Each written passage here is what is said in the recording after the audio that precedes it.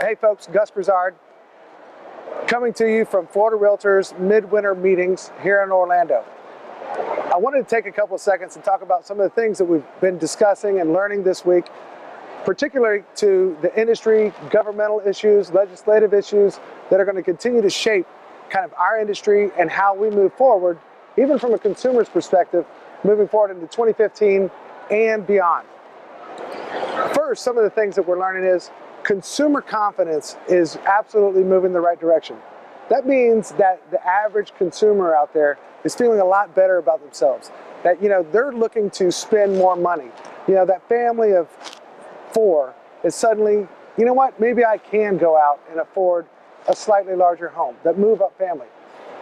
Consumer confidence is a big indicator, and from everything that I've seen and heard this week, it's absolutely moving in the right direction. The other thing is that, inventory, average price, it's continuing to appreciate at the right rate. In Central Florida, it was right about 7% this year. In Lake County, where we are, it clipped along right at about 3.5%. Now that might not seem like that great next to 7, but the reality is 3.5% is nice, steady appreciation, which is exactly what we want in a real estate economy. So that's kind of where we were. That's where, where we're moving forward.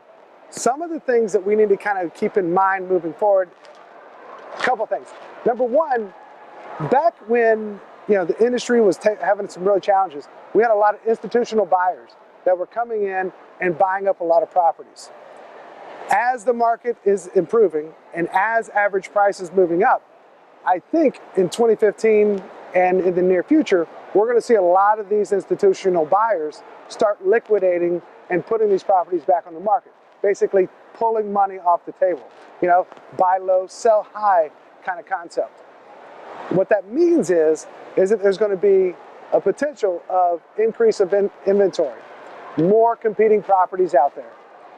The challenge is if the demand side does not meet that supply level, we could potentially have some softening in price, okay?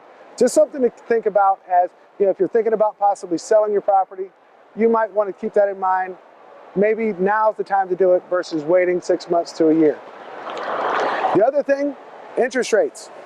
We've been very, very fortunate in the fact that we've dealt with historically low interest rates. Everything that I'm seeing and hearing, interest rates could be up and around 5% by the end of the year.